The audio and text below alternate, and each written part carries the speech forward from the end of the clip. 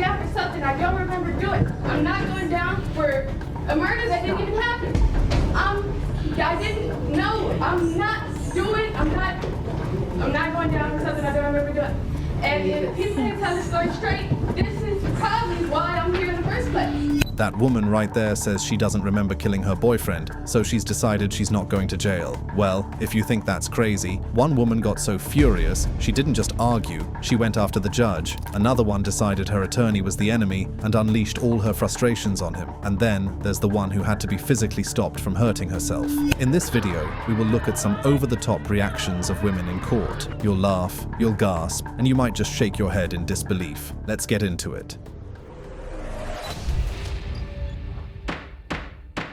Deborah Cave. On July 30th, 2015, during the sentencing hearing for the Aurora theater shooter James Holmes, a 45-year-old woman named Deborah Cave interrupted the closing statement of Arapahoe County District Attorney George Brauchler. Holmes had been convicted earlier that month for killing 12 people and injuring 70 others in the 2012 shooting. Cave was advocating for Holmes not to receive the death penalty. During her outburst, Cave jumped toward Holmes's parents, shouting,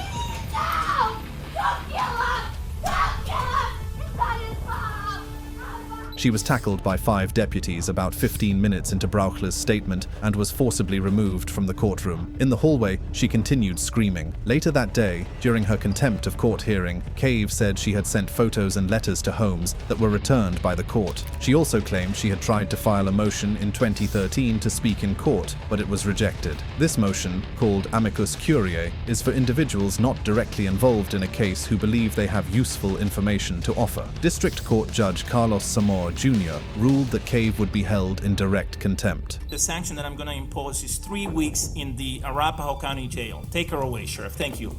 Along with the contempt of court charge, Cave faced 4 other charges: third-degree assault, unlawful conduct on public property, obstructing government operations, and obstructing a peace officer. She was also charged with misdemeanor assault for fighting with deputies. Judge Samar ordered her to undergo a mental health evaluation and set her bond at $5,000. Unlike Cave, the next woman channeled her anger directly at her attorney. Taylor Schabusiness. Taylor Schabusiness was found guilty of killing and dismembering her ex-boyfriend, Shad Therian, in February 2022. She initially pleaded not guilty, claiming a mental illness defense, but the jury decided she was not mentally ill when the crime occurred. The murder happened in the basement of Therian's mother's house in Green Bay, Wisconsin. Schabusiness and Therian had smoked methamphetamine before she strangled him, then decapitated and dismembered his body, leaving parts of it around the house and in a vehicle. Schabusiness was arrested on February 23, 2022, after Therian's mother found her son's head in a bucket in their basement and called the police. During her trial on February 14, 2023, Schabusiness attacked her attorney, Quinn Jolly, in court after he requested to delay the trial to evaluate her mental fitness. A Brown County sheriff's officer quickly stopped the attack, and no one was seriously hurt. Following the incident, Jolly requested to step down from the case and was replaced by Christopher Froelich. In September 2023, Schabusiness was sentenced to life in prison without the possibility of parole. Count 1, that's the first-degree intentional homicide as a repeater. It's a Class A felony. I'm going to impose life imprisonment without the possibility of extended supervision. The next woman found herself in court for domestic violence against her ex-husband. She made headlines when, instead of defending herself, she went after the judge. Melissa Hardwick. On July 15, 2011, Melissa Hardwick appeared in a Wayne County, Kentucky court to address a domestic violence complaint from her estranged husband. The hearing took a surprising turn when the judge, Jennifer Edwards, sentenced Hardwick to 10 days in jail for contempt of court after she disrupted the proceedings. Miss Hardwick, No. you will be held in contempt of this court if you become disruptive. I don't care. I haven't done anything to this court. I haven't done anything to him. She'll be arrested for 10 days for contempt of court. You go now. Moments later, Hardwick lunged toward the judge, seemingly trying to grab her. Footage shows Hardwick's husband explaining why he filed the complaint, while Hardwick repeatedly interrupts. Despite the judge's warning to stop, Hardwick continues, leading to the contempt charge. 3 security officers restrained Hardwick during the incident, leaving her with facial scratches, while Edwards was unharmed. Hardwick received a 120-day jail sentence for contempt of court. She was also charged with third-degree terroristic threatening, intimidating a legal participant, and resisting arrest, with her bond set at $25,000. Following the incident, Judge Edwards decided that the domestic violence order filed by Hardwick's husband would stay in place. The next woman attacked 2 officers and chose to disrupt her hearing by completely ignoring the judge. Nina Mills. 35-year-old Nina Mills from Ohio was charged with assaulting police officers and resisting arrest. She is accused of clawing at an officer's face and trying to gouge out their eye during a court appearance held. Via video from the Belmont County Jail, Mills behaved strangely. She sat slumped and unresponsive, ignoring questions from the judge. When the judge asked, Miss Mills, do you know what's happening?" she didn't respond or move. Deputies reported to the judge that Mills had been aggressive toward officers, refused to cooperate, and was generally difficult. Because of this, the judge postponed the hearing to the following week, saying it couldn't proceed under the current conditions. Mills had been in jail for 2 days and was still in her street clothes, which is unusual since inmates usually change into jail uniforms when booked. Deputies did not suspect she was under the influence of drugs or alcohol. She was arrested in Bel Air for allegedly assaulting 2 police officers, hitting one and scratching the other's face. She was denied bail. The next woman's disruptive laughter at the victims during a court hearing led to a jail sentence. Donna Kosal. On February 23, 2017, Donna Kosal attended a court hearing in Wayne County, Michigan, where her daughter, Amanda Kosal, was being sentenced for causing a drunk driving crash. The crash killed 31-year-old Jerome Zerka and seriously injured his fiancée, Brittany Johnson. During the hearing, Judge Kiana Lillard noticed Donna Kosal and her boyfriend laughing and talking while the victim's family was speaking. The judge asked them to leave the courtroom. That clown, and that's what I'm going to call him, a clown, was sitting there smiling and laughing. Yeah, you can go too, because if you don't know how to act, you can go to jail. So leave. Anybody that can sit there and laugh and smirk when somebody, take her, she's going in the back. However, yelling from the hallway disrupted the proceedings even further. Judge Lillard had Donna Kosal arrested and charged with criminal contempt after her outburst in court, sentencing her to 93 days in jail. Ma'am, you are being taken into custody for criminal contempt. Your disruptive and disrespectful behavior disrupted today's proceedings, and you, ma'am, are going to the Wayne County Jail for 93 days for direct criminal contempt. Anybody else want to go? Try it. Try it. The next day, a tearful Donna apologized, explaining she was under stress and struggling with panic attacks. Well, did I deeply apologize for what I did in your court? I just needed to get out, and it's been very hard for me.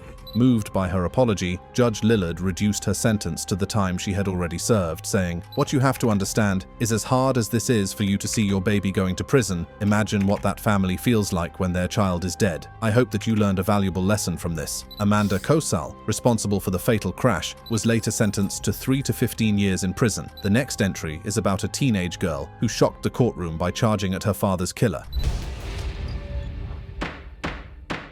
Tashia Campbell. 15-year-old Tashia Campbell caused a dramatic scene in a Georgia courtroom when she confronted Tevin Merriweather, the man accused of killing her father, Myron Pierce. As soon as she saw him, she shouted and tried to lunge at him. Police officers quickly restrained her and escorted her out of the courtroom. 25-year-old Tevin Merriweather was charged with the murder of 34-year-old Myron Pierce. The incident happened at a gas station, where Pierce accused Merriweather of scamming him out of money and started punching him. In response, Merriweather fired over 20 shots, hitting Pierce multiple times in the chest and side. Pierce was rushed to the hospital but did not survive. After the hearing, reporters talked to a teenage girl who shared how much she missed her father.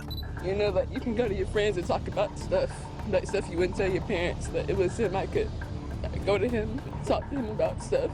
He was very, very understanding and real with me. The next woman murdered her ex-boyfriend and claims she's not going to jail because she doesn't remember doing it.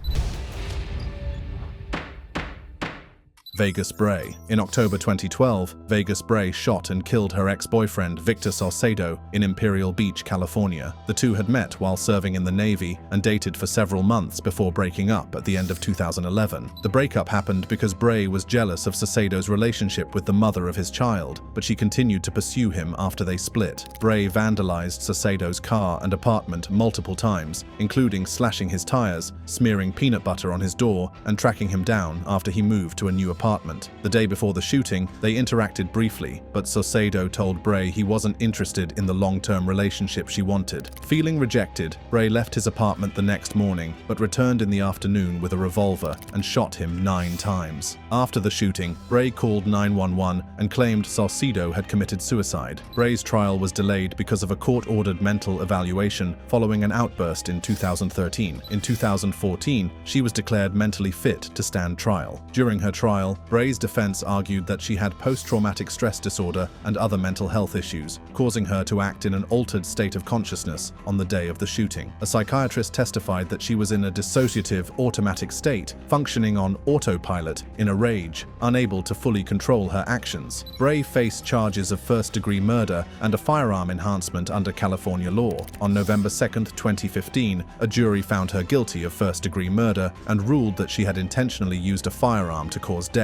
On January 8, 2016, she was sentenced to 50 years to life in prison. During her trial in a South Bay courtroom, Bray had an emotional outburst, insisting she couldn't be held accountable for actions she didn't recall and denying involvement in a murder she claimed never occurred. I'm not gonna go down for something I don't remember doing. I'm not going down for a murder that didn't even happen. I didn't know. I'm not going down for something I don't remember doing. And if people can't tell the story straight, this is probably why I'm here in the first place. Her lawyer explained that she had blacked out and had no memory of the events. Witnesses, including Bray's brother, testified. He recounted receiving 2 calls from Bray on the day of her arrest. In one of the calls, she expressed her love for him, and in another, she admitted to shooting Saucedo and mentioned thoughts of suicide. I called her again, and she picked up, and she told me what had happened. What'd she tell you? And she killed her boyfriend. What words did she use? Just like that. After the outburst, Bray's attorney requested that the hearing be suspended. The next woman protested her hearing by trying to hurt herself and wrestling the court officers. Olivia Lara. 38-year-old Olivia Lara was charged with child sex trafficking and appeared in a Fall River courtroom to answer to these charges. During the hearing, Lara lashed out, slamming her head against the wall. She was accused of meeting men at a Fall River bar and charging them to have sex with underage girls. A Fall River man, Feliciano Ramirez, was also charged with rape of a child and sex for a fee. Lara was charged with 3 counts of trafficking in persons under the age of 18 for sexual servitude and 3 counts of deriving support from a minor prostitute. She and Ramirez pleaded not guilty at the arraignment, and bail was set at $100,000 cash for Lara and $25,000 cash for Ramirez. She pleaded guilty to deriving support from prostitution, a lesser crime, and was sentenced to the 3 years she had already served in jail while her case was pending before being released on probation. The investigation into Lara and Ramirez began in December 2013 when police identified that Lara, several minor victims, and adult male customers were allegedly involved in a human trafficking scheme. Police believe Lara would meet with adult male patrons inside a Fall River bar and arrange for them to have sex for a fee with the minor victims. Ramirez was one of the male customers who engaged in sexual acts with one of the minor victims in his vehicle in exchange for payment. The next woman tried to murder her estranged husband and collapsed after the court found her guilty.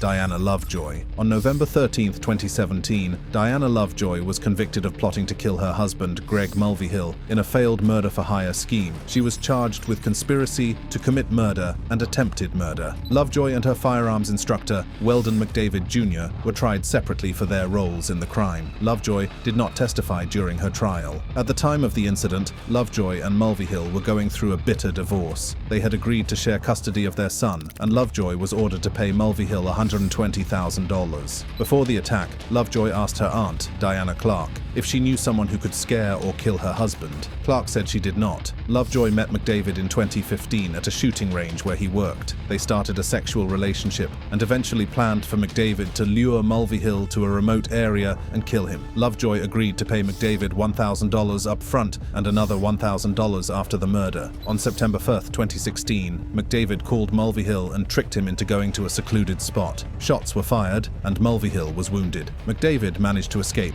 Lovejoy was sentenced to 26 years to life. During the guilty verdict, Lovejoy collapsed in the courtroom and had to be taken out on a stretcher. We, the jury, in the above entitled cause, find the defendant, Weldon K. McDavid, guilty of the crime of conspiracy to commit murder. Alright, we're going to need to take a break. The next entry was a teenager when she was convicted of carjacking. However, it was her reaction and that of her mother that grabbed the headlines. Kai Andrea Cook. Kai Andrea Cook was a teenager when she was convicted for her involvement in a carjacking incident in March 2017. She had been the face of a fake profile on the Meet Me app, which was used to lure Perry Nider of Palm Coast to South Daytona with the intention of robbing him. Nider brought his friend, Emmanuel Manny Purcell, who was shot and seriously injured by Cook's boyfriend and accomplice, Kendrick Bass. 2 days later, Cook and Bass committed another carjacking, according to police. At the time, Cook was a student at Mainland High School. She expected to receive probation at her sentencing because her defense attorney told her that was likely. However, Circuit Judge Matt Foxman sentenced her to 20 years in prison, which led to a viral video of her emotional reaction. She broke down in tears while her mother wailed in the courtroom. We think you guilty of all 3 charges, sentence you to 20 years in state prison.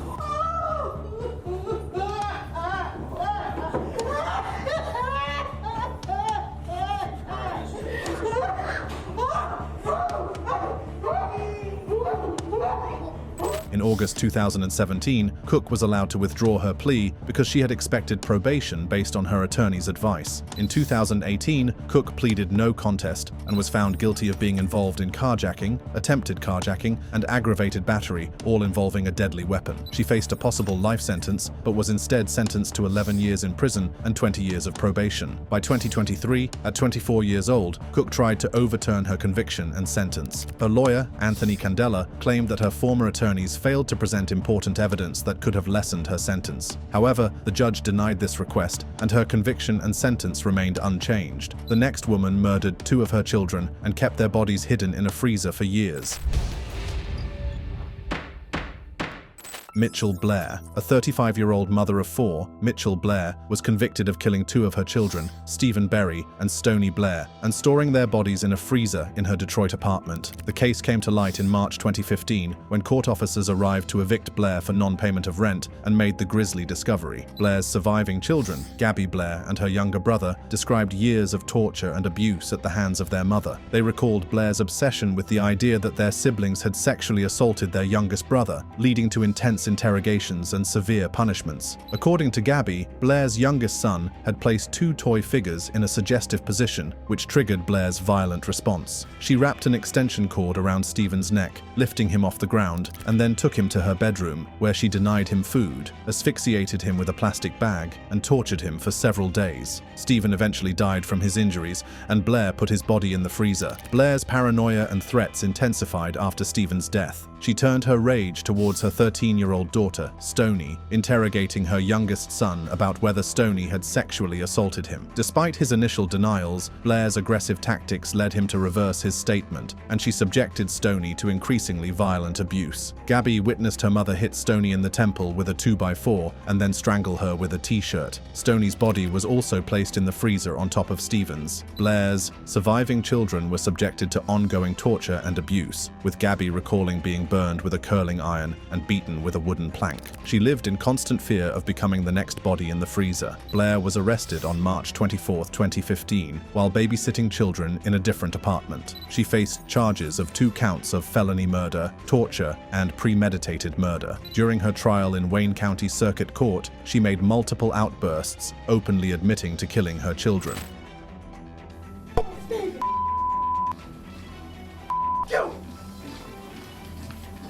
Everybody want to know, yes, I did kill her! She acknowledged responsibility for Stoney's death and stated that her son's death was not intentional. Blair's surviving children were placed with a relative, and the state moved to terminate the parental rights of their fathers, citing their minimal involvement in the children's lives and significant unpaid child support. Blair pleaded guilty to 1 count of first-degree premeditated murder and 1 count of felony murder in June 2015. She is currently serving a life sentence at the Huron Valley Correctional Facility in Ypsilanti, Michigan, without the possibility of parole. Finally, the last entry features a couple who abused a toddler until she died. Erica Mae Butts and Shanita Latrice Cunningham. Erica Mae Butts and Shanita Latrice Cunningham were convicted for the tragic death of 3-year-old Serenity Richardson in 2009. Serenity had been staying with Butts, her godmother, and Cunningham Butts' partner at their home in Somerville, South Carolina. During her visit, they brutally beat Serenity with belts and plastic coat hangers, leaving visible injuries all over her body. They also punished her for urinating on the floor, causing her to fall several times in the bathroom. When Serenity's breathing became shallow, Butts called her own mother for help, but did not explain what had happened. Her mother called 911, but by the time paramedics arrived, Serenity had already died. Assistant Solicitor Elizabeth Gordon described Serenity's injuries as evidence of weeks of torture. Circuit Court Judge Deidre Richardson, deeply affected by the case, said the photos of Serenity's battered body were among the most disturbing she had ever seen. Butts and Cunningham were charged with homicide by child abuse. Cunningham admitted guilt, while Butts entered an Alford plea, meaning she didn't confess but accepted that a trial would likely find her guilty. In court, Cunningham's lawyer argued that she was less responsible for the child's death. Meanwhile, Butts' lawyer described Cunningham as an abusive and controlling partner, portraying Butts as timid and submissive. Despite these arguments, both women were sentenced to life in prison. And as such, the court finds it appropriate that each be sentenced to the State Department of Corrections for a period of life. You will get credit for any of the time that you... Upon hearing the verdict, they broke down in tears and collapsed, forcing court officials to carry them out of the courtroom.